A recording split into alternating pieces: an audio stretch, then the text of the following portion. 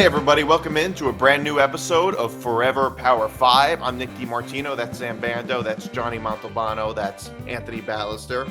It's a lot of names.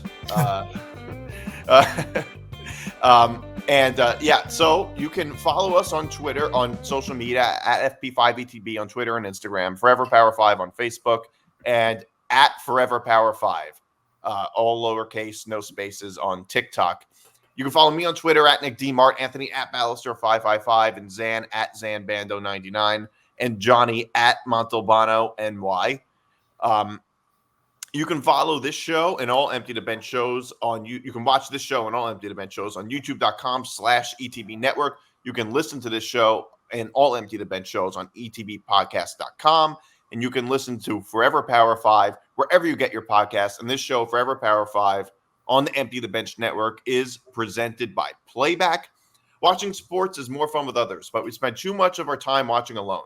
Playback is a virtual space where communities can stream live sports together with everyone perfectly synced up. Creators can hop on stage, deliver their own play-by-play analysis and commentary, and invite viewers up for Q&A. Playback makes watching sports fully interactive and a social experience. From playing fantasy sports, upping your favorite players and teams, and watching with the commentators and communities you care about. Win or lose, sports are best enjoyed together. Join our community by going to playback.tv/ETB Network to find out more, including our live stream schedule. All right. So the big news of the day, the rankings. It's the day of truth. We've been waiting a long 11 weeks for the rankings to finally come out. I love how every year they're just fashionably really, really late.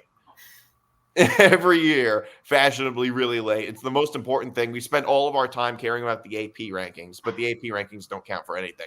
So we can ignore them now. And now the rankings are finally out. It's a little different. It feels a little weird knowing that it's not top 4 anymore. It's top 12. I think that, I don't know about you guys. I do have some criticisms of these rankings, I would say. I don't feel like perfectly great about all of them, although I kind of agree with the top 4 part of it. But I don't know what your guys' reaction was. We all knew Oregon was going to be number 1.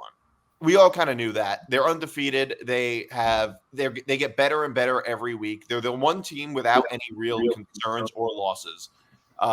Ohio State, I'm not surprised, was ranked ahead of Georgia because Georgia hasn't looked very good lately, particularly on offense. But I think that you could justify Georgia. I think that Ohio State and Georgia, you can kind of justify one or the other. Miami is ranked really high. What was your guys' reaction to this? I guess I'll start. So, the rankings come out, and there are a couple of teams where I was not surprised to where they were placed, but there were also a couple of other teams where I was surprised. So, just looking at this holistically, I think the number 1 team in the country is correct. You look at Oregon, I think its best win of the season so far is against Ohio State. You win in a raucous Autzen Stadium in the way that they did, in the fashion that they did, to win by 1 point. And what a lot of people, are dubbing and were dubbing at the time and are still dubbing at the time as the de facto Big Ten championship game, which could very well be the case in the next couple of weeks at Lucas Oil Stadium in Indianapolis. So you have that aspect. And you sort of, look down the list and you see some SEC heavyweights. You got Georgia in there. You got Alabama in there. I thought that Alabama's placement was quite interesting, considering that they did.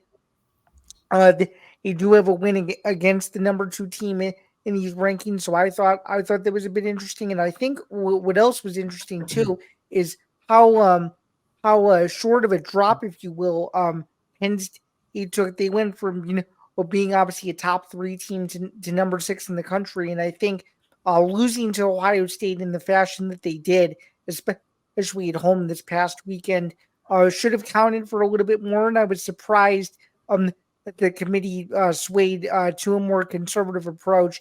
And there were also some questions that I had about the bottom of the top 12. But overall, I thought most of the placements were correct. There were just a couple of them to me that were head scratchers. One other thing I want to add, though, and we'll obviously get to this later in the show, I think Indiana being where they are is almost like a eye test. from the committee, where they've essentially given Indiana a task where it's like, okay, if you can go and beat Michigan on national TV, and you can go in and have a competitive game against Ohio State, that's your benchmark to potentially get it in. So I think what they're trying to do is they're trying to say, okay, here's the measuring stick. Here's a couple of prove me right / prove me wrong games, and we'll go from there. What do you got? What do you guys think? Yeah, I think that makes a certain amount of sense with the Indiana thing. I mean, the truth is, I think this whole Indiana being ranked number 8 seems a bit like I mean, it's because they're Indiana. If they were Michigan or Ohio State and had the resume that they did, they would be ranked higher. I think that's fairly obvious. It's just sort of like circular logic. Like they weren't expected to be this. They weren't expected to be this good, and because they don't have any ranked wins. I mean, how many ranked? I mean, but they don't have any ranked wins, but they have a lot of good wins. Like they're winning by they're beating decent teams by very big margins. And the truth is, very few teams, even when they're playing against teams that are unranked, can't really say that. Very few teams can say that, including teams that are as of today playoff teams, including teams like Miami. They almost lost to Cal. They almost lost to Virginia Tech. They have a lot of really, and Indiana is killing all of these opponents.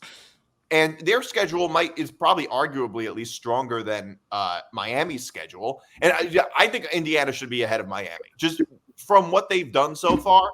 But the truth is, Are you okay? But the truth is, though, like Indiana will be okay because, like, if they end up beating Ohio State, they're going to end up being ranked a lot higher. But my concern for them would be, how far are they going to drop if they lose to Ohio State? And the answer very much depends on how badly they lose. They're playing at home. If they lose if they lose a respectable game, they probably won't be dropped too many spots. But to me, it's just like Indiana and BYU. It's because they're Indiana and BYU that they're ranked so low, and Miami is Miami that they're ranked so high. Hang on, Nick D. I just wanted to correct you on something. The game is actually in Columbus. It's for Ohio State, I'm sorry. Indiana. It's in Columbus. Okay. I don't know why. It's not in Bloomington. Okay. Well, yeah. Either way, though, it's like even better for Indiana, by the way, because that's a much more defensible loss if they lose on the road to Ohio State. But then again, it goes back to your original point. It's how they lose. If they lose 38-3, that's worse than losing a game in overtime where you only lose by 6. So yeah, and from the way Indiana's been playing, I think the latter is more likely than the former. I think it's way more likely that they lose a close game to Ohio State than that they get killed by Ohio State. And look, Indiana, margin of victory matters on some level, and Indiana's killing everybody. I mean, they destroyed Nebraska. How many teams Nebraska's not great, but how many teams have destroyed Nebraska? Ohio State struggled against Nebraska. Indiana is killing everybody that they're playing. They're winning. They've won every game by at least 2 touchdowns.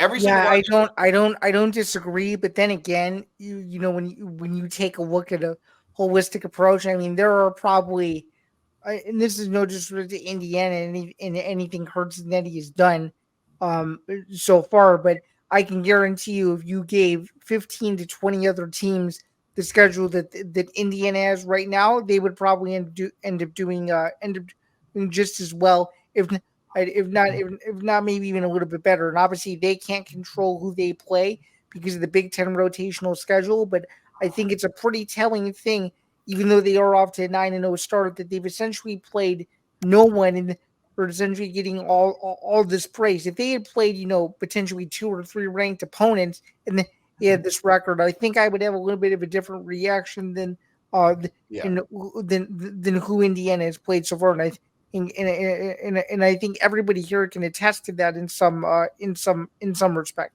Yeah. Well, I'll also say I don't completely disagree with you, and I will say their non-conference is a joke. Indiana's non-conference schedule is that's the big key of that. Yeah. Which I think the committee takes into account because they want to encourage teams to schedule good non-conference games. And these are not even good games on paper. These are like who SEC teams play in November. Right. Like their non-conference has been so bad. No, you said 15 to 20 teams. I don't agree. I don't think 15 to 20 teams would have done as good as Indiana did. I don't think it would be as. I don't think 15 to 20 teams could have. But that's just my opinion. I don't know, Johnny. You have any thoughts on this? All right. So as far as the playoff itself, all right, I'm going to go individually here, and then I'm going to take it as a whole because looking at it real carefully, there's something that really caught my attention. So I have no issue. I think this is the 1 through 4 is exactly the right call. Oregon, number 1, no doubt about it. I agree that Ohio State should be above Georgia. When you look at Ohio State this year, they've beaten Penn State. Their only loss was by 1.2, Oregon. So that looks really good on the resume that, they have either that. Georgia this year, let's be honest, guys, Georgia's not been good. They're winning, but if you look at them really, really carefully, this is not the same Georgia team that we've seen from years past. And I'll bring this when we get to their game later on. But, Carson Beck has not looked good this year. He just came off another 3 INT game this past week. He's got 11 interceptions in 5 games. So his confidence is down. They're barely getting past Kentucky. They were struggling against Mississippi State and Auburn. So this is not the same Georgia team. So Ohio State's resume over Georgia, to me, is why, not even just on the paper, just the resume itself is why they should be like that. Now, just going through the rest of it, I don't really have an issue with Miami or Texas. I agree, though, Nick D. You made a good point about Miami, though. They're winning a lot of games with their offense. I'd be very curious if they ever got into a defensive slugfest. I don't know how they would do there. They've got one of the favorites for the Heisman this year in Cam Ward, but they were running it up there against Duke there this past week. Every single one of their games is a shootout. It is, and then like you said, they were down by 25 or so against Cal and had to make a ferocious comeback just to win that game. So there's no question Cam Ward right now one of the favorites for the Heisman. But as a whole, and Mario Cristobal scares me at times too. Do you trust Cristobal in a big game? I don't trust him in victory formation. Hey, we remember what happened last year. Good point. Good point. Right? But I would have put Indiana above Tennessee. That might have been the one thing that I would have done. I thought putting them at 8 was a joke. Now, I try not to overreact to the first rankings, but that was the one beef that I did have. But other than that, I didn't really have a problem with anything else. By the way, I love my Notre Dame Fighting Irish, considering that loss that's still clouding our heads against Northern Illinois, that they're still alive. But the interesting thing, though, now, taking it from a whole, though, there's an interesting thing to look at with this, guys. You have 4 SEC and 4 Big Ten teams, which is still important because there are still a lot of head-to-head matchups involving these teams to play out for the rest of the season. And one of the things I took away from Tuesday's ranking was the committee basically told us that it matters who you lose to. That's another reason why Ohio State is ahead of Georgia. And it pretty much is what's going to make Alabama LSU an elimination game this Saturday. So 100%. Those are the big things. Although it's weird because, in years past where we had the 14 playoff, if you had 2 losses, that was a guaranteed out. Now you have to have like a 3rd loss to have that guaranteed out. But who knows, the way that still may not even a 3rd loss might not necessarily. This year it probably is, but every year it might not necessarily be a guaranteed out. It's funny because Heather Dinich on ESPN, who's probably the best in the business when it comes to talking about this kind of stuff, has said that doesn't a 3rd loss may not necessarily mean an elimination either. But I think, though, when you look at Alabama and LSU, and we'll get to that game in a little while, I think that is an elimination game for a couple of reasons. Definitely. But at the end of the day, I think 95% of this ranking is correct. And I do agree that Ohio State is above Georgia. When the AP poll came out and they put Georgia over Ohio State, I was not a fan of that. But I also said, too, that the AP poll will not be like the CFP poll is, as the CFP ranking is. And that's exactly what it is. But that's the other thing, too. 4 Big Ten, 4 SEC school teams in the top 12 right now. And you're going to have those head-to-head matchups still to come. So that's why this last month is going to be absolutely thrilling. Yeah. Well, the thing is, the AP poll doesn't count for anything. Like, we don't really have to hear what they think. Now that, it used to, but now it doesn't. You said a lot there. One thing, you said a lot. You said I probably went one step ahead, but I had to get that out. No, I'm trying to remember everything that you just said. You said Ohio State over Georgia. Yep. No, I remember that part, and I agree completely. Although I think Ohio State also has struggled recently, but Georgia's offense has just been a liability, even though their defense is great. Yeah. And yeah, they're just a different team. They're not the team that they were last year or 2 years ago. They haven't recovered from losing Brock Bowers and Ladd McConkey. Like, they just don't have the playmakers on the outside. And on top of that, Carson Beck has been bad. Like, he hasn't been good, including in the game that they killed, that they won in Texas. They were not. Carson Beck was not good that game at all. And the reason Georgia won by such a big margin was in the first half, Texas kept turning the ball over in Georgia's territory, in their own territory, I mean. And Georgia maybe sort of kind of took advantage of it, not really, but they were able to put up a bunch of points because they kept getting everything. They kept getting the ball in Texas territory. So if anything, I would argue the defense and Texas's mistakes are why Georgia ended up winning that game.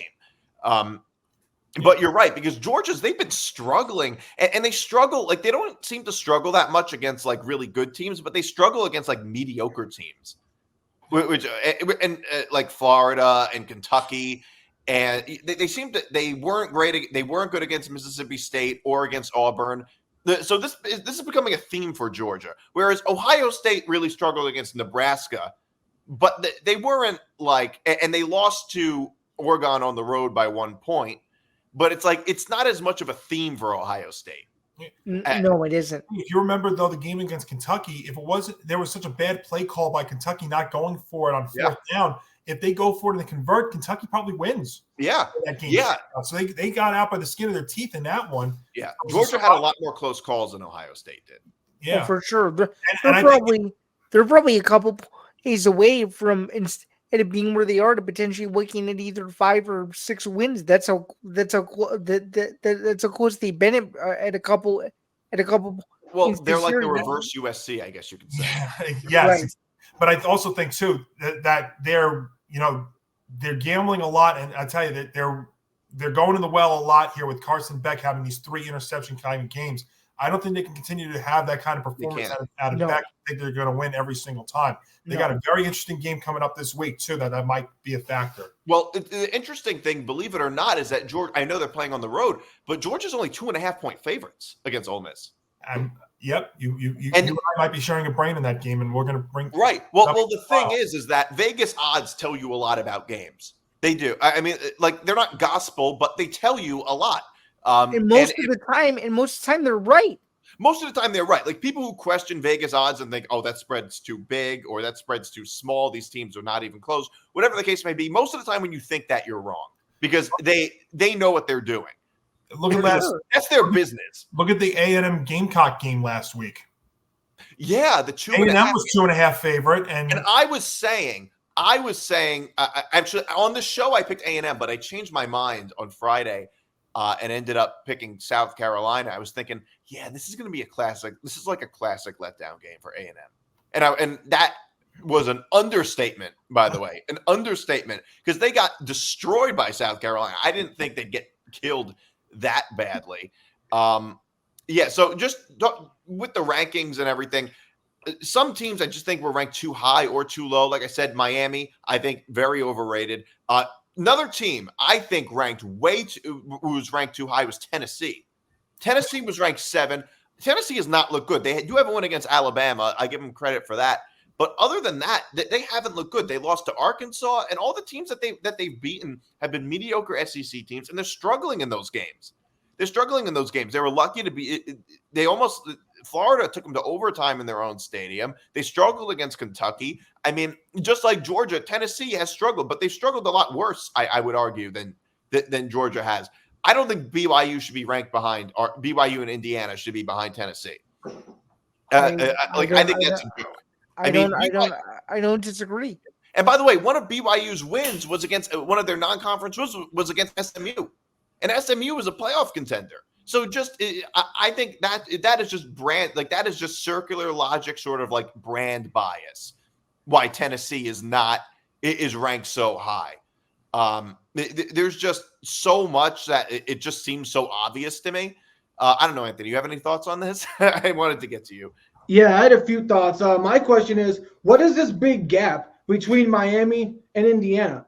Why is one team 4 and one team 8? I mean, I know Indiana didn't have this great schedule, but at the end of the day, you could only play the teams in front of you, and they've dominated both on the offensive end and the defensive end. A lot of people talk about their offense, but defensively, they've been equally as good.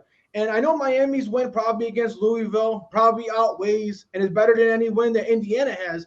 But Indiana's just been blowing teams out while Miami's been so close in all these games. So I feel like Miami definitely should be a few spots lower. And I really don't think there's as much as a gap between Miami and Indiana and BYU. I think those teams should be a lot closer than what this ranking is showing us. Another thing is I think Penn State should be ahead of Texas. And the reason being is because obviously at this point we're nitpicking and we have to compare losses. Well, Penn State's loss is definitely a better loss than Texas's loss against Georgia.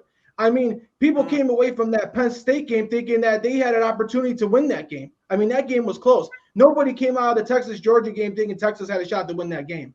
So, I mean, and also, too, does Texas have any great wins that is that much better than what Penn State has done this year? I mean, I understand that on paper they look good and they dominated a lot of teams that really weren't that great.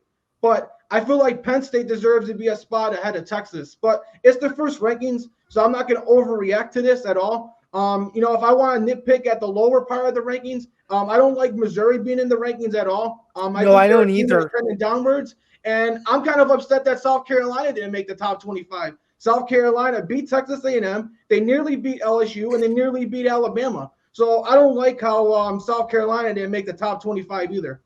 Yeah, I agree completely. I think South Carolina is a top 25 team. They just destroyed Texas A&M. Yeah, I think they should probably be a top 25 team. In terms, I mean, I think Penn State and Texas are I would argue that Penn State is like the Texas of the Big Ten when you look at their resumes. I don't know if I would say that the Penn State's loss to Ohio State was, I guess in some ways that's kind of true, that their loss to Ohio State was better than their loss to than Texas' loss to Georgia. I would argue their resumes are both very, very similar. Like they're both one-loss teams without any great wins. I mean, I think you could probably argue that Penn State's win on the road against USC might have been better than any of Texas's wins. And I get USC is not that great of a win, but what are Texas's best wins? Vanderbilt? No. And to counter you even more on that, at the time, USC had not gone into its free fall mode that we currently see it in now. Well, so to me, if you're going to go based off that, then you have to go based off of where that USC team was at that particular point in the season. And something that I'd like to counter Anthony with a little bit here, and I've even said it on my own show. I completely disagree with you when it comes to the Penn State Texas argument, because if you really look at it, I mean, he's been around for obviously a really long time, but this is what James Franklin came to State College to do.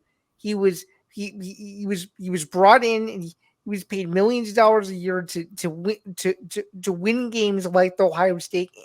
What has he done in 8 years to show me at any level that he's considered even remotely a big game coach? He had the biggest opportunity of his entire career at home in front of it. So hold out Beaver Stadium on national TV. The whole country's watching that game. And what do? They go out and win an absolute egg. There's no excuse for that. None. Well, I will say, in fairness, and you're right, Anthony's point was Penn State could have won that game against Ohio State, whereas Texas kind of got pushed around. That game was over at half. The other game went down to the final end. Right.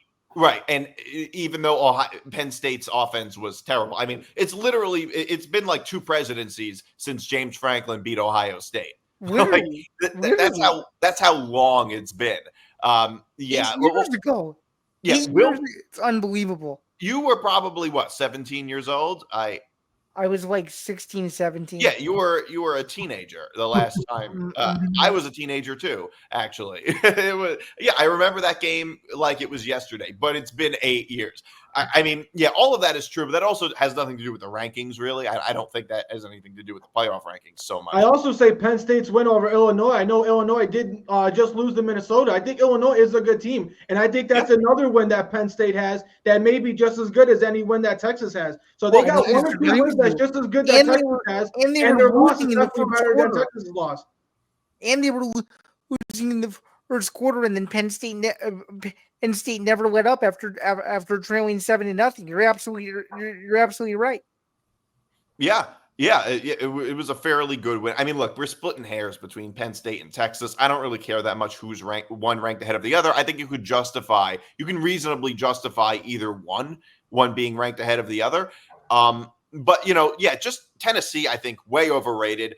Another team, some other teams that I just looking at the rankings, some of the because I don't remember every single one of them perfectly.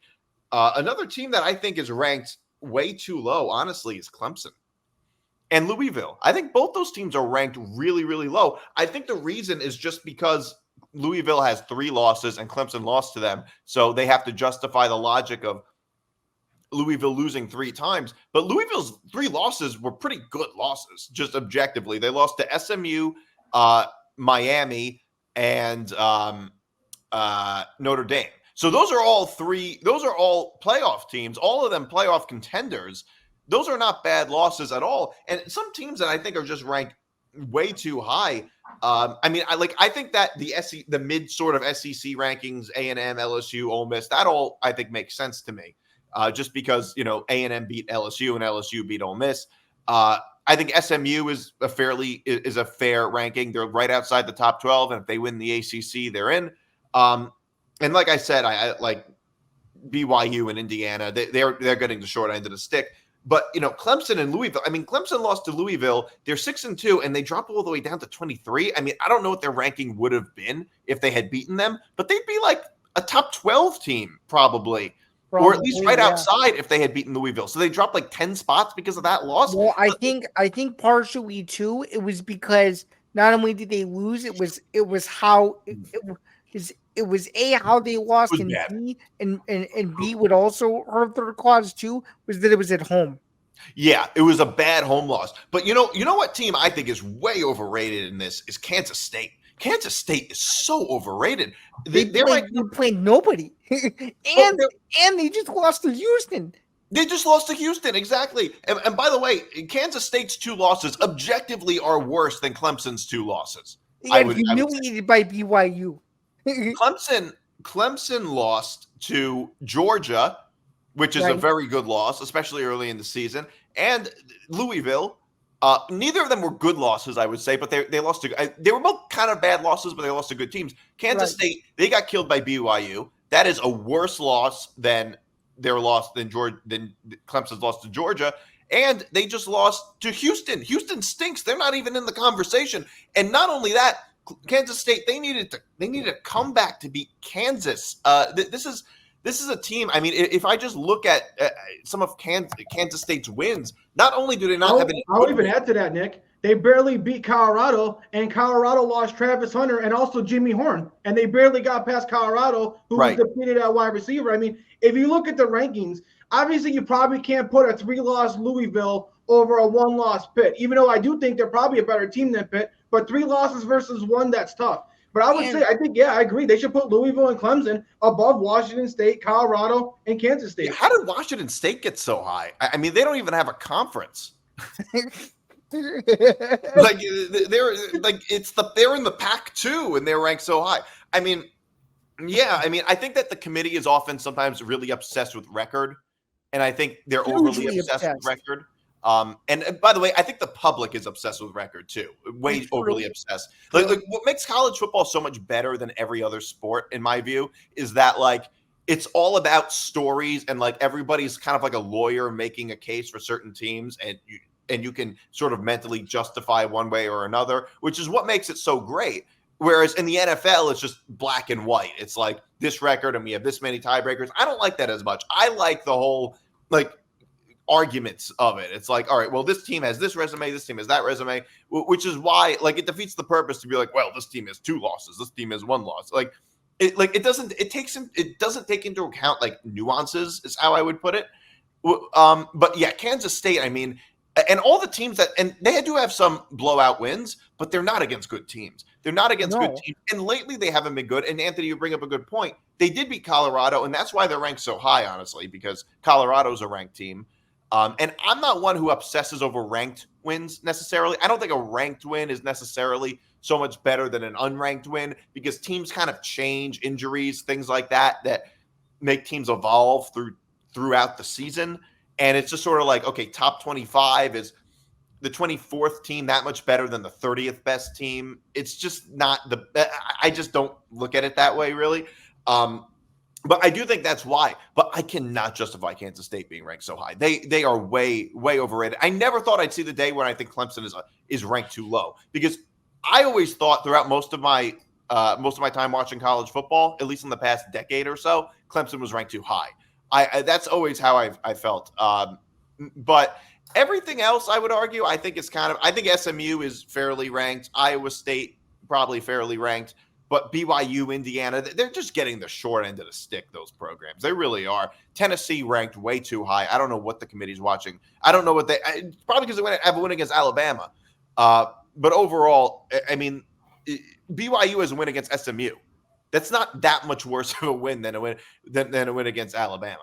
I think the one problem you might have with Clemson, though, in your argument, Nick, is the fact that now really for them to even get to the ACC championship, they need a lot of help. You know, they actually were in control of their own destiny before Saturday night, and now they need a lot of help just to get to the conference championship. So that's ultimately that's a big reason why I think they dropped as much as they did. Well, I'm not saying they're a top 12 team. I don't think they're a top 12 team, but I do sure as hell think they're better than Kansas State and Washington State. I think they're better than a lot of these teams. I think that loss. I think the loss against Louisville is massive because it was a huge swing. I haven't been the big Clemson. I haven't been the biggest Clemson guy in the last couple of years. I mean, the way that Dabo's been with that team, not using adjusting with the transfer portal. I haven't been a fan of their quarterback, Cade Klubnik, but I got to be fair. He was playing outstanding for the last 6 games, and then he took the whole team took a major step back. I mean, all three facets of the game laid an absolute egg against Louisville. Saturday. So, I mean, I think that's probably the biggest reason why Clemson dropped as much as it did, because now if you're looking at them possibly making the ACC championship, I mean, they need help just to make it. They need Miami or SMU to lose, and then they need to have the tiebreakers go their way. So they really are in a lot of trouble. Yeah. Well, I do want to talk about this game just for a little bit. Sure. Clemson, they got shocked by like nobody I don't think anybody saw this coming. No, I didn't. I mean, if you think also, here's another interesting stat. They had won 22 straight night games at Memorial Stadium going into it, and then losing to an unranked team at home, and then not the offense looking awful, the defense not great, the special teams were also not that good. It was all three facets that just completely fell apart. And it's a big surprise. This was one of the biggest shockers of the whole day Saturday. Yeah, I definitely agree, Johnny. I mean, like you said, coming into this game, Louisville's defense has been struggling, and Cade Klubnik and those young receivers have been flourishing and emerging. And in this game, it was the exact opposite. I mean, Louisville defense really, really stepped it up in this game. They were able to limit a lot of Clemson's passing attack. And what about the freshman running back for Louisville, Brown? He emerged having over 150 yards. Louisville kind of has had like this running back by committee all season, and now they finally got a star player that has emerged. And Tyler Shunk, the quarterback, has been playing very well. He's just been in a lot of shootouts this year, and his defense has let him down. But this game, his defense did not let him down, and it was a great win for Louisville. And it does put Clemson in a tough spot because now it looks like, SMU and Miami is probably going to play in the conference championship, barring any upsets. And Clemson has obviously no shot at making the playoffs if they don't get to play in the conference championship game. Right. I think that's it. I mean, Clemson was averaging 42 points a game going into this one. And then, like I said, that, and then also don't forget that 2 field goals blocked. And then you also had an incident where the fans you had another incident where the fans throwing bottles on the field again. It seems like there's been this kind of stuff ever since the Georgia-Texas game when Nick D and Anthony, you three of us spoke about it. It seems like now it seems to be happening more frequently. I mean, in fairness, it's happened a lot in the past before that too. It has, but it just seems like now it's being taken to a whole nother level now. Yeah, and just like with Texas, the team whose fans threw trash onto the field, they lost. So maybe it's karma. It is karma. I didn't like a week ago. If you were to have asked me, I would have said Clemson's going to win the ACC because it looked like they had all the momentum. Absolutely. And Miami is like a shaky team. I've always kind of felt that Miami and Alabama are very similar teams in a sense. They're both very similar. They're both very big brands. They're both have star quarterbacks that they're overly reliant on. Both don't have good defenses and get into a bunch of shootouts. And both of them are undisciplined and get a lot of penalties and make you want to rip your hair out. The only main difference is Alabama's schedule has been tougher. That's the biggest difference. Absolutely, yes. And so they have 2 losses and Miami's undefeated because they're in a much easier conference. But that's really other than that, both those teams I think are like very, very similar. Fair. Zain, do you have any thoughts on this game? Yeah, I mean, this one was definitely one of the bigger shockers of the weekend for sure. And I just don't think Louisville is getting enough respect, which I think is one of the reasons why this game was so huge for them.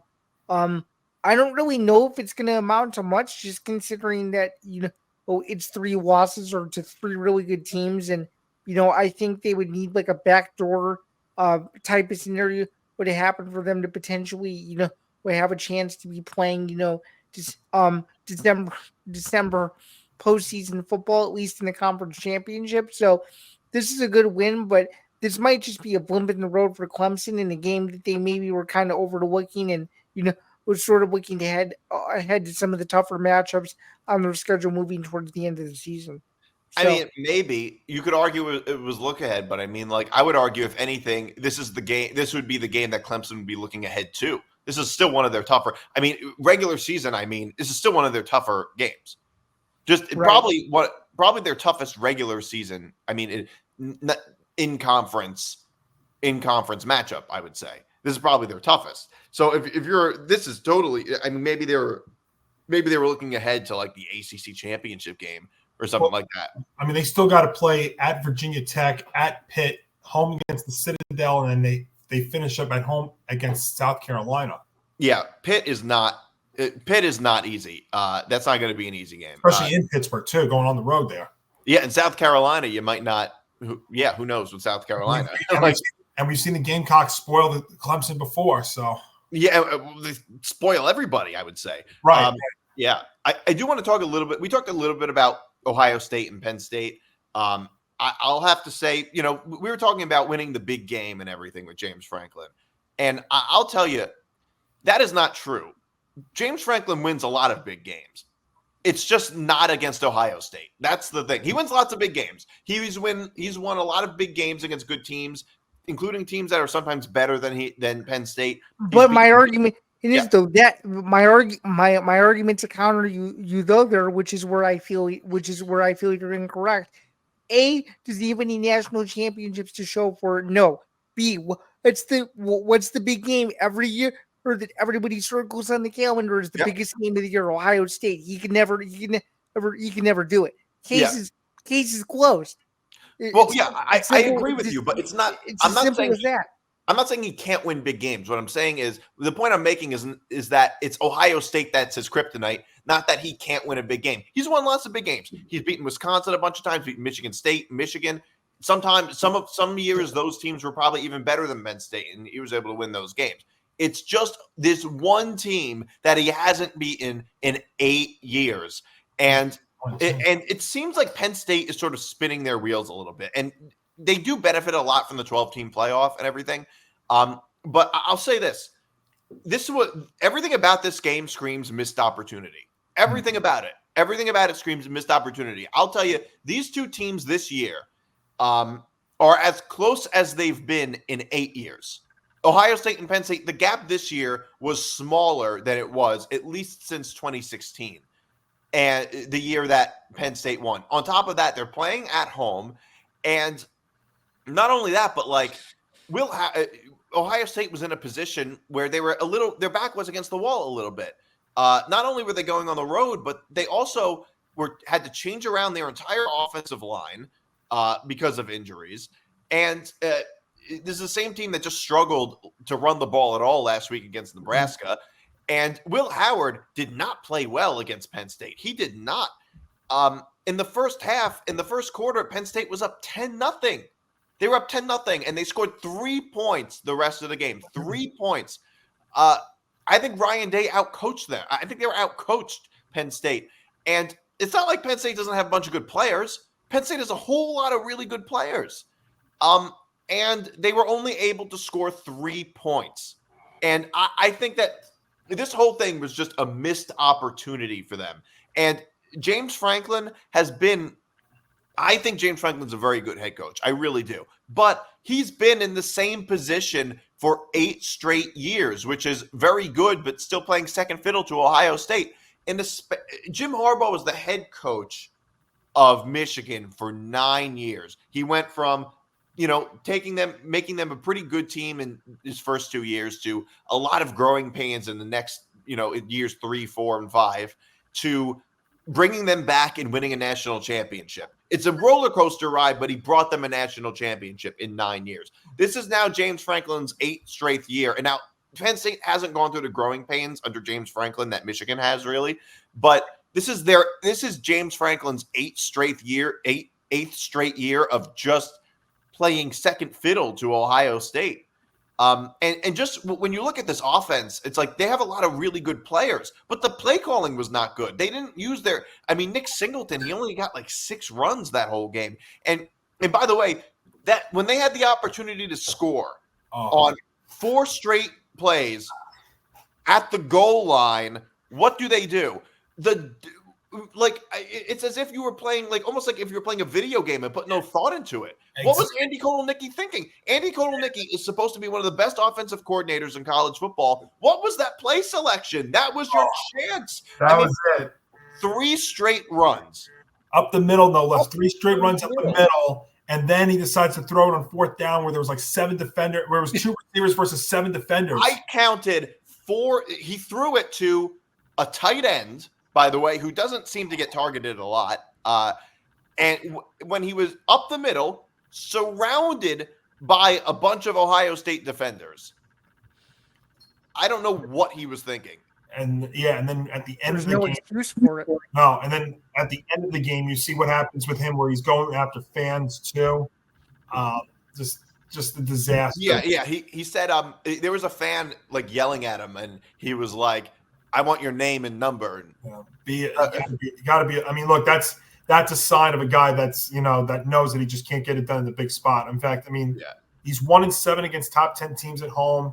He's 1-9 against top 5. He's 1-10 against Ohio State. Look, Jim Harbaugh, Nick, you said it. Jim Harbaugh was in the same spot against Ohio State. He was always playing second fiddle. Could never beat Ohio State in the big game, whether it was at Ohio State or at the Big House. And he couldn't turn the corner until he could beat Ohio State. And that's ultimately once he was able to do that, that's when he took off. But James Franklin's not showing that. And then he's going out to the fans. He knows it. So he knows it. Yeah, well, the thing, it wasn't even just that. It was all the rivals with Jim Harbaugh. He wasn't beating Penn State either or Michigan State. He was losing to rivals a lot. But the difference is that in year 7 for Jim Harbaugh, he beat Ohio State and beat them 3 years in a row. This is the 8th year in a row that James Franklin lost to Ohio State. But the difference is, I think James Franklin really strictly has an Ohio State problem, where Jim Harbaugh just couldn't beat rivals in the conference for a little while. But it feels worse. I'm sorry. A solid argument. Yeah, I could see that. And this probably is the worst one, because he actually is. They are the second best team in Ohio State. When you always had to deal with Ohio State and Michigan, now Michigan's out of the way, and now that's really it. I mean, obviously, Indiana's really, really good this year too, but it's really 1 and 1A when he really had a Michigan to deal with as well. Now he's got Michigan out of the way, and he still can't get over the hump. It's like second tier. That's not only is Michigan not good this year, but Penn State didn't even have to play them.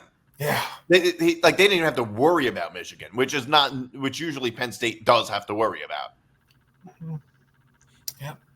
Yeah, obviously, with this one, it's easy to, say what James Franklin messed up on. And, obviously, I immediately go to having that 4th and goal where you come away with no points. And then right before the half, that interception. I mean, it was a great play by the corner from Ohio State. I mean, he's been their best corner this year. He's been better than Denzel Burke. He made a great play. But I feel like in that situation, I wouldn't have risked it. I would have tried to at least come away with 3 points there. And then, like you said, that play calling when they went for it, I mean, that was just terrible play calling. You got to come away with points. I mean, even that situation, I would have maybe tried to kick a field goal as well. But I understand in that situation having to go for it. But I would say Ohio State did do a lot of things in this game. Will Howard started off struggling a lot. They were down 10-0 through a pick 6, and it looked like Penn State was probably going to maybe finally, get the win. And James Franco was probably going to finally get that win over Ohio State. But Ohio State made some adjustments and made some changes that really impressed me. They lost their left tackle, Josh Simmons. It looked like they couldn't get any running game going. They couldn't get any blocking going. So what does Ohio State do? They take their most talented offensive lineman, Donovan Jackson, and just say, hey, he's our best offensive lineman. Let's just move him to left tackle. They moved him to left tackle, and instantly their running game's night and day. All of a sudden, Quiston Junkins is running for over 100 yards. I mean, what a coaching play by Chip Kelly and Ryan Day to make that change. I mean, that was genius. And also defensively, Penn State's receivers have kind of struggled this year. They've relied a lot on their running game, and they relied a lot on their tight end, Tyler Warren. So what they do, they double team Tyler Warren by putting their best defender, Caleb Downs, on him pretty much the entire game. And Caleb Downs and Ransom and the other defenders pretty much shut down Tyler Warren for most of the game. And that's pretty much been Penn State's offensive passing attack all game. So I think obviously Penn State made his mistakes, but I think this game has a lot to do with what Ohio State did than what Penn State obviously didn't do. Yeah. And that's all fair, too. I mean, Ryan Day is another guy that I know has been on the hot seat a lot, especially with even Ohio State fans themselves. I know a few that are not the biggest Ryan Day fans either. So, but he was able, to be fair, though, he was able to make some adjustments in that game for sure. Yeah. Another game I do want to talk about a little bit, of course, South Carolina killing A&M 44-20. What I'll say about Texas A&M is this is a classic letdown game for Texas A&M. This is just a classic letdown game. I think they were just way too high from that win over LSU that they never came down from, and it was even worse than I thought it would be. It was honestly even worse than I thought it would be. Marcel Reed did not look good. Texas A&M did not look like the same team that won last week. To me, I think that this is the type of thing that happens to like good teams, but not like really great teams. I think that's how I would put it. Like this doesn't happen to a Kirby Smart team or a Nick Saban team or Urban Meyer or Jim Harbaugh. This happens to, and Mike Elko's a good coach, but Texas A&M, I think that this is the type of thing that it could, they're not, Mike Elko is not quite Nick Saban level. You know what I mean? Like I think that's what it seems like to me. Yeah, I'll just say that. I'll say this. I'll take the South Carolina side from this for a second. Because you got to look at that too. Well, I'll say this. The Gamecocks are underrated this year. I agree with you guys when we started the start of the show.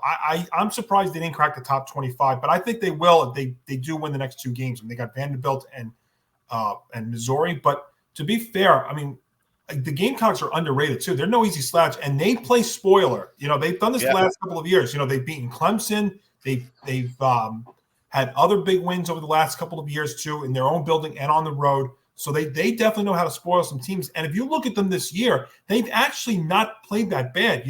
When they had a bad loss early, then they went out to Kentucky and absolutely destroyed them. They had a big lead against LSU at home before they blew that one up late. They lost to Alabama LSU and Alabama, they lost to by a combined 5 points.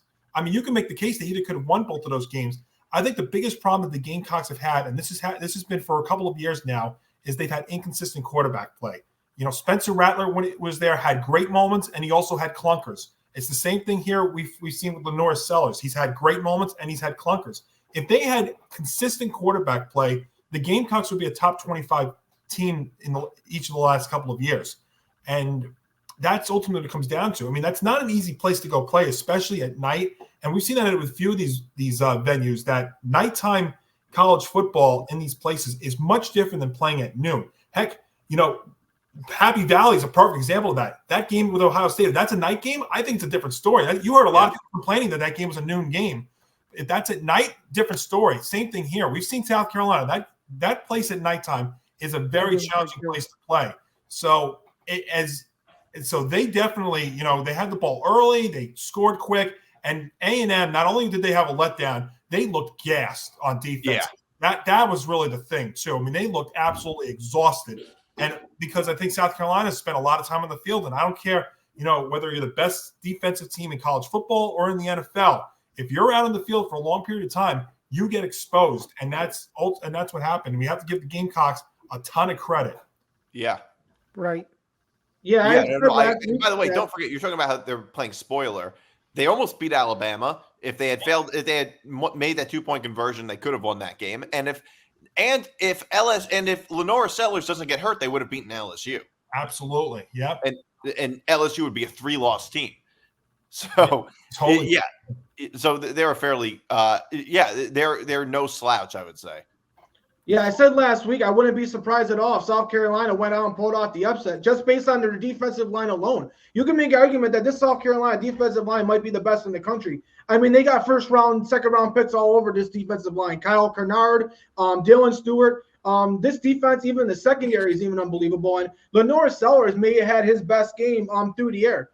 He was pretty efficient in this one. And for Texas A&M, I think the loss of Le'Veon Moss is really devastating. I think that's why their offense did struggle for most of this game. I mean, he's kind of been the heart and soul of this team, and going against this great South Carolina team with a young quarterback, without your best player most of the game, that is tough. But like you said, defensively, Texas A&M wasn't good at all. They looked gassed. They let Rocket Sanders run all over them as well. Lenora Sellers, like I said, was thrown all over them. So they couldn't get anything right. So it was just a bad game on both sides of the ball. And like you said, it just seems like a hangover from the week before for Texas A&M. And what a tough loss. And it's going to be tough for them to come back from this one. Yeah. Yeah. And I mean, even looking at South Carolina's schedule, I think there's a relative possibility that they could be on a pretty long winning streak going into its final game of the year against Clemson the last week.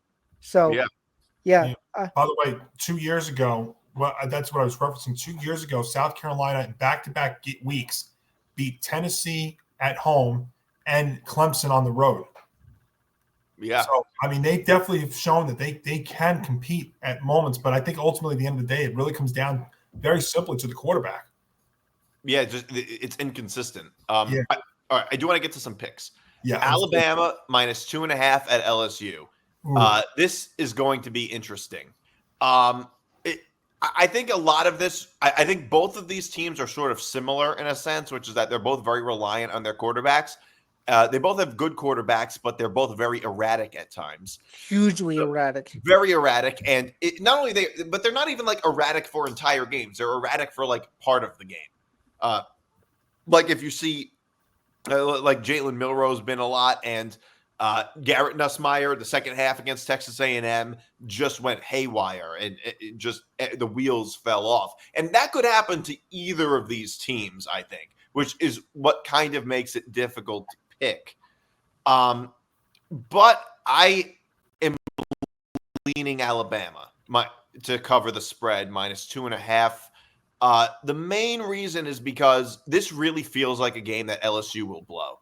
I think what's going to happen is LSU gets off to like a first half lead and then kind of throws it away in the second half. That's kind of how I feel That's too. What I think will probably happen. It would be a very Brian Kelly thing for LSU 100%. To lose this game.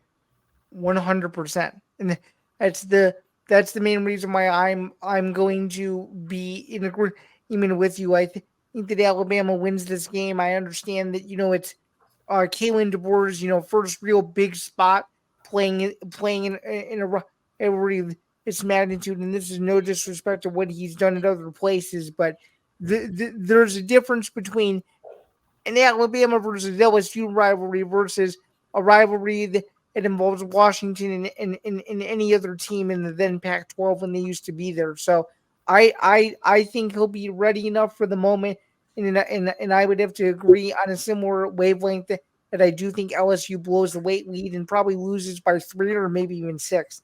So Yeah, I could see this being a very high scoring game. Both teams have defenses that have talent, but for some reason have struggled in some games. Both teams have good quarterbacks that have also struggled. So I think we're going to get a high scoring game. I think both quarterbacks will make a mistake here and there, but I think Jalen Melrose will make one less mistake than Garrett Nussmeier. I think in the fourth quarter, Garrett Nussmeier is going to throw a real crucial interception, and Alabama is going to win and cover. All right. Yeah, I'll add on to what you guys are saying. This really, it comes down to who you trust at quarterback. That's the thing. But can you trust either one? Well, I got to trust one more than the other. True. And I'll be honest with you, I trust Garrett Nussmeier more than Jalen Milroe. When you look at the last four games for Milroe, first of all, both of his losses this season came on the road, and he's had multiple turnover-worthy plays in each road game, which is significant going up against an LSU defense that's averaging nearly one turnover per game in its last 3 games. But Milroe's secret weapon is that he can run the ball, but he's run less than 50 yards in each of the last 4 games. So then it comes down to, which Garrett Nussmeier am I getting Saturday night? Right. He was fantastic in the first half 2 weeks ago, and I know that he struggled in the second half with 3 interceptions against A&M, but Alabama's secondary is not going to scare many quarterbacks. No. LSU also has more success in making the big play, and this is a spot 2 years ago where, we criticized Brian Kelly, and rightly so. Look, I know we criticize him for not being able to win the big game. And his fake Southern accent, that too. Yes, but he did this 2 years ago at home on that 2, and he made with an incredible 2-point conversion in overtime to beat Alabama. I think he's doing it again. I am taking the Tigers plus 2.5 to win over Alabama, and in all likelihood, eliminate the Crimson Tide from playoff discussion if that happens. Anthony's shaking his head. He doesn't even want to contemplate the possibility of such a horrible thing happening. Well, and Anthony, I will say though, it's not. I would still give Bama a slight chance still with 3 losses, but I also think too that this could even come down to a coaching matchup too. And Kalen DeBoer is also a wild card in all this too. And the first time that a new Alabama coach has had to play LSU, they've struggled. I stumbled across this week. The last 4 head coaches at Alabama lost their first game against LSU. In fact, the last one to do it, the last one that Alabama coach that won their first game against LSU was back in 1990.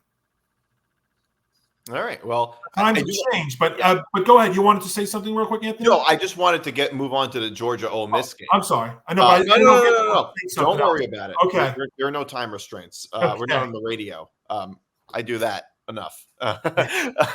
Georgia giving 2.5 at Ole Miss. We talked about this briefly. I'll be the first to tell you, I think this line is very telling. It might look a little too small to a lot of people because of Georgia's reputation. I get it's a road game, but it's very, very telling with how much Georgia has struggled. I still like Georgia. And the reason I like Georgia is because it's only a 2.5-point spread and it's a pick'em game. Georgia, I think the graphic is in the past 4 years, they're 48-0 against non-Alabama teams, which, by the way, is a weird kind of graphic. That would be like saying the Mets are undefeated against non-Dodger teams in the playoffs this year. All right, everybody but non-Alabama. I didn't know that was a category. Whatever. But yes, I think that this is a big game for Georgia, and I think Georgia struggles against mediocre teams a lot more than good teams. It seems like. True. They beat Texas a lot worse than they beat Texas worse than they beat Mississippi State. So I think they're a team that plays up and down to their competition, it seems like, and they beat good teams worse than they beat bad teams.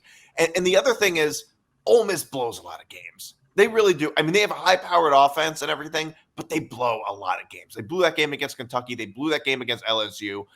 I think Georgia is built for this spot a lot more than Ole Miss is, and I do think Georgia will win this by at least a field goal. I could just see this being a back and forth slugfest, which is what I'm hoping it would be.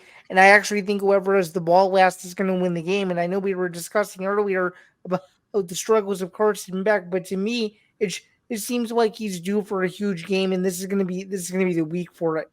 Yeah. Yeah, I'm gonna go with the upset here. I think Ole Miss is gonna pull it off. They're playing for their playoff lives. They know if they lose this game, their season's over.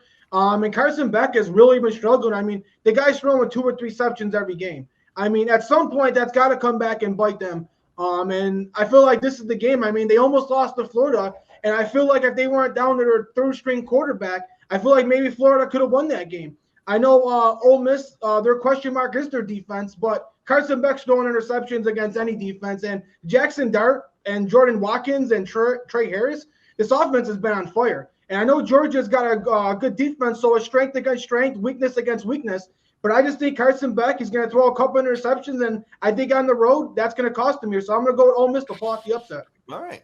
So wait a minute, before we quickly move on, Anthony, are you saying that Ole Miss is going to pull off the upset and there's going to be a field storm? Because I could see it. Oh, Well, they there win, there's definitely a absolutely field would storm. be. If Ole Miss beats Georgia, there absolutely would be a field storm. And they're also probably going to remove the goalposts, which, by the way, why do college kids do that? It sounds like an act of terrorism to remove the goalposts. I think it's awesome. It's weird that when people are so that like people can be so happy that it just encourages them to be so rowdy. It's so odd to me. I'm not used to that. Yeah, I think in Vanderbilt's case, when they did that, I think it was justified, though, because of their history. Correct. It was. And in this case, it would be justified too, kind of. Right. And I'll be honest with you guys, I 1,000% agree with Anthony. I'm taking Ole Miss plus the 2.5 too. He pretty much echoed everything I was going to say. And I think, and we spoke about it at the start of the show, there's only so many times that Carson Beck can have those kind of multiple interception kind of games and Georgia getting away with it. I also think that this is going to be a very low-scoring game. Zan, I know you were saying it was going to be a slugfest. I think the better bet for me. I think that's what he means by slugfest. Oh, you think? Yeah. Wait, okay. I do think it's going to be low-scoring too. Oh, Yeah. you do? Okay, I'm sorry. Yeah, the better bet, honestly, I mean, the best bet in this game is taking the under, in my opinion. But I agree. I think Ole Miss plus 2.5 is the play in this one for me. Georgia's flawed, guys. I got to tell you what. I think eventually they're gonna crater again. I don't think they can continue to get by with the way they've been doing. They've been doing it. They've done it multiple times this year. But they struggled against Kentucky. I almost feel it could be like that game against Kentucky, where it's a low-scoring game. Except I don't think they're going to come out on the winning end of it. So I'm taking Ole Miss plus the 2.5. We'll go with 2 upsets to start the picks here. Okay. Yeah, well, I could see it being low-scoring because of a bunch of mistakes. Yeah, I mean, because like the Ole Miss LSU game, when they played there, it was kind of low scoring in the first half, and that's only because both teams made a lot of mistakes. I also think the running game is not. Neither team is going to have much of a running game, I think, in this matchup, and that's going to force a lot of empty possessions, which is why, there's another reason why I think the under could be hit in this one. But Georgia could also score a lot of points the same way they did against Texas, which is forcing a bunch of turnovers. That's my concern when Ole Miss would do that. They would make mistakes like that. That's the gamble I'm willing to take, though. That's what I'm. All right, fair enough. We'll see. South Carolina minus 3.5 at Vanderbilt. I really like Vanderbilt this game. I think this Vanderbilt's a good team. 3.5, so it's not a pure pick 'em. I think South Carolina can win. But Vanderbilt, I think, can be competitive. They're playing at home, and they can be competitive against anybody, it seems like. And South Carolina coming off a big win. Yeah, I like Vanderbilt. I think this could be a letdown game for South Carolina. Yeah, I like Vanderbilt too, simply just because of the fact that as long as Diego Pavia plays well, they have a chance to beat any team in the country, as they've proven time and time again. And I think if he's upright and limits his turnovers, even if he maybe is one, they have a chance to win. So with that said, I'm going to take Vanderbilt to cover and win at home against South Carolina. Yeah, I love Diego Pavia. I mean, I feel like after this season, Vanderbilt's got to build a statue for that guy, for what he's done for that program. But I'm going to go with South Carolina. Like I said before, that defensive line and that secondary is just way too good. Also, Rocket Sanders running attack. I don't think Vanderbilt's going to be able to stop him as well. I understand that Vanderbilt's been a surprise team, but so was obviously South Carolina. And I just think stylistically, as great as Diego Pavia is, just not against that South Carolina defensive line. So give me South Carolina. Yeah, so for as much as credit as I gave the Gamecocks with their win against A&M, I could, Nick D, I agree with you. I think this could be a letdown spot. Now, that being said, Anthony's also right, too. I think that Sellers and also Sanders, their running back, will exploit Vanderbilt's defense. But to me, this game also comes down to mistakes and turnovers, because Sellers is also turnover prone too, and especially when it comes to losses. I mean, he's committed 6 turnovers and 3 losses and only 3 and 5 wins. I think if Vanderbilt can get a turnover or 2, I think that turns it in their favor. I also think them being at home, their home field advantage and the confidence that they got from their bowl-clinching win against Auburn shouldn't be underestimated. And I think Diego Pavia does enough to keep them in this game. So I don't know if I'll go money line, but I'll at least take the 3.5 with Vanderbilt. But I also wouldn't be surprised if they do win this outright, because I think that's the one thing with South Carolina, is that they're also vulnerable for the letdown in this spot. But and not to mention Lenora Sellers might be due for another one of those bad games. Again, we've talked about it, inconsistent quarterback play from the Gamecocks, and this could be a letdown spot for them. And there's something about this Vanderbilt team that's special. So I wouldn't be surprised they do end up winning this game. But if the Gamecocks win it and they win it decisively, they'll be in the top 25 in the CFP ranking next week. All right. Colorado minus 3.5 at Texas Tech. I think Texas Tech might also be due for a bit of a letdown coming off that win. I think so too. I think they might be, because they're not that good, but no, I think they could be very prone to that. Colorado's kind of been on a roll lately. They've been on a roll, and I do that half a point scares me, to be honest. That half a point does scare me. I can see it being close, but I'm gonna go with Colorado from the momentum that they have, it seems like. Yep, I'm taking Colorado too for all the reasons you just mentioned, and I mean, as long as Stuart Sanders can do his thing and not get too overzealous, he should be able to win comfortably, in my opinion. I actually don't think it's going to be a close game. I think that Colorado wins by at least 2 touchdowns, maybe a little less than that. Yeah, I'm going to go Colorado to win this one and cover in a shootout. Obviously, Texas Tech's defense did pretty good last week, but I mean, you're going from playing Rocco Beck to playing Shedeur Sanders, who may be the most accurate quarterback in all college football. So I'm definitely going to go with Colorado. Obviously, you got to give Texas Tech credit. They were able to pull off the upset against Iowa State. I have no idea what's up with this Big 12 division. It seems like you got BYU and everybody else, with Houston also beating Kansas State. But just because of Shedeur Sanders and Travis Hunter, I do think Texas Tech's got a good offense. Tajay Brooks and those receivers are good. But Morton, sometimes the quarterback for Texas Tech, sometimes turns the ball over a little bit. And Shedeur Sanders and Travis Hunter are just way too good. So give me them the roll in this one. Yeah, I love the Buffs laying the 3.5 in this spot. I don't think the hook scares me at all. You guys said it. Texas Tech's due for an emotional hangover. Colorado coming off their bye week. They know that they still have a chance to be in this college football playoff in the 12 team if they get somehow into the Big 12 championship. I think they win this one. It will be a bit of a higher scoring game, but I agree with you. I think Shedeur, Travis Hunter, and Dion and company, I think they win and keep their hopes alive. Yeah. All right. So Washington at Penn State. Penn State is giving 13. I love Penn State. This is a classic bounce back game, I think, for Penn State. They're playing at home this time. And I think Penn State is a lot more talented than Washington. So I think they should be able to win by 2 touchdowns or more. I think so too. So you're going Penn State? Yep. Yeah, I got Penn State. And it's the whiteout game too. There's no way. Whiteout too, yeah. There's no way they can lose their their everlasting yearly whiteout game. There's no way. They can't lose that one. All right, go ahead. Anthony, what did you say? Oh, yeah. So I think Penn State's going to win this. This is a huge bounce back game. They're the home team. Washington, Will Rogers, Boston, the receiver, they got talent. They got some talent on defense. But, man, there is a team of just inconsistency. And I'm not going to pick them at all. This is a perfect bounce back game. Penn State's going to be pissed off. I think they're going to win this game by 20+. Yeah. Washington's 0-4 on the road this year, guys. They just came off giving up 40 points at Iowa. I mean, my gosh. I didn't know that was possible. That's an eye-opening stat if I've ever seen it. Penn State win. Penn State at Happy Valley under the lights easily over Washington. Yeah. All right. Another SEC matchup. Florida at Texas minus 21.5. I hate how much I love Florida in this matchup. I really, really do. I mean, Florida has gotten so much better. They've improved tremendously since the beginning of the season. And, this is the same team that they gave Georgia a matchup. They almost beat Tennessee. They killed Kentucky a couple of weeks ago.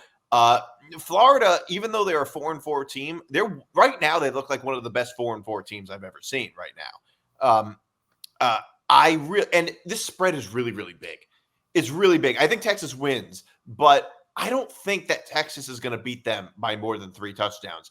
I say Texas wins somewhere between 2 and 3 touchdowns, more than 14 and less than 21, most likely. But Florida, they're a tough team. Like, they are tough against superior competition, it seems like. And they've just improved.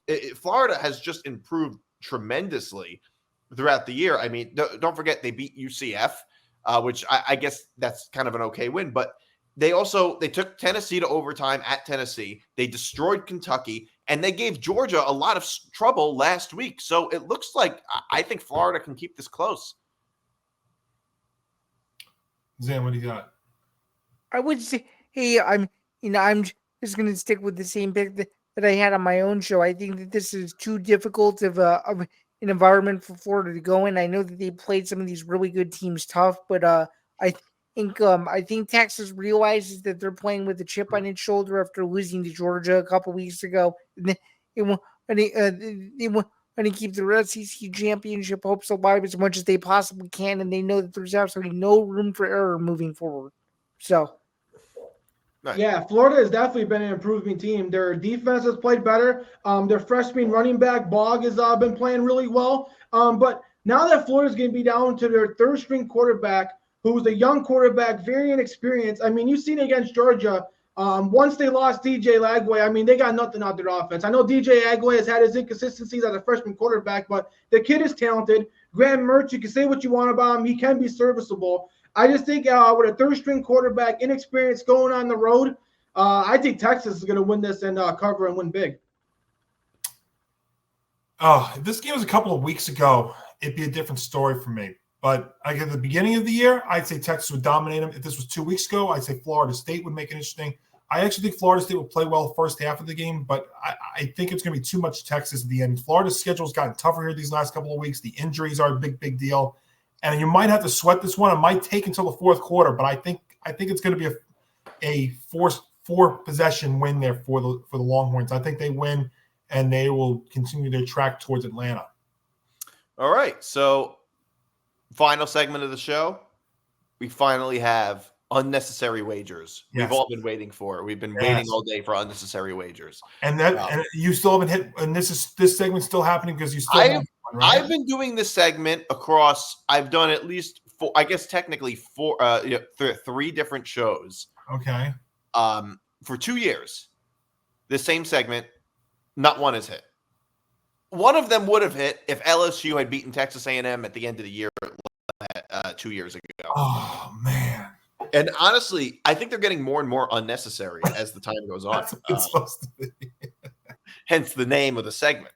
All right, so I got Vanderbilt plus 3.5. We talked about that.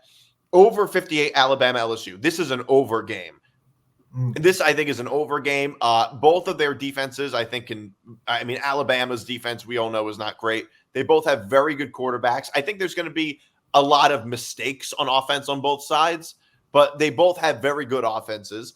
Clemson minus 6.5 at Virginia Tech. Virginia Tech is not good at all. This is a classic bounce-back game for Clemson. The over 29.5 total team points for Penn State. against Washington. I could see that. Georgia first half spread minus 0.5 so basically they just have to be winning in the first half at Ole Miss.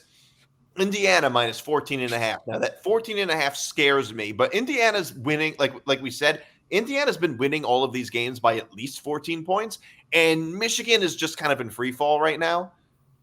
Their quarterback situation is a disaster. Jack Tuttle, who wasn't great, was probably their best quarterback, and now he's retired.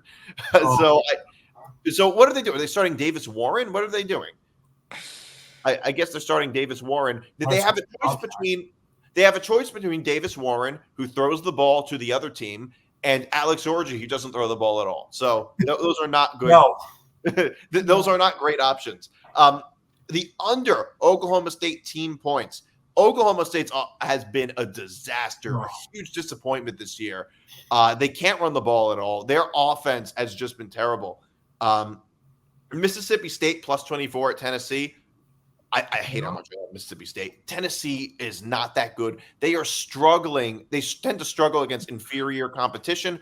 I'm not saying they're going to struggle too badly because they're the worst team in the SEC, but 24 points I think is too much. I don't think Tennessee might not even score a total of 24 points, to be honest. They might not. No. If Mississippi State hits a field goal, I feel like it's a cover. Because that offense, my God, I can't trust them as much as I could throw them. As much as Nico Iamaleava can throw the football. Colorado, and finally, over Colorado at Texas Tech, over 63. I'm surprised you didn't have any love for Oregon against Maryland in College Park this week. You're trying to add to the unnecessariness of my wagers. Of course. Nick D, I got to be honest with you. Those all sound like they have a chance. No, they really do. All of them do. I mean, but they all have to hit. I think the crazy thing is I'm going to make a note of this, and when I watch these games over the weekend, I think you actually have a chance this week. Well, it's $5, and the payout is $1,480.38. Oh my God! I mean, there's one that I think that the Tennessee one might be a little nerve-wracking, but I get where you're coming at with that. You never know. But I mean, they all have a chance. I mean, I think that Colorado game's going to get loose. I think the Balester look, get loose. Mississippi State put up 31 against Georgia. Yeah. Again, speaks volumes to Georgia, too. Yeah. I think you got a chance this week, but I really hope you don't hit it because I don't want this segment to be retired. Yeah. Well, I'm going to keep going even if I hit. Anthony, what do you think? You think his parlay has a chance? What do you think? Yeah, there's definitely a chance. I think out of all the weeks, this one seems the most likely. Yeah, well, all right. So that's our show today. Thanks for tuning in, everybody. This is Forever Power 5. We'll be back next week. If you have a parlay, I wish you luck. And yeah, so we'll be back next week, and we'll talk about next week's rankings and all the drama that unfolds this upcoming weekend. So see you guys then.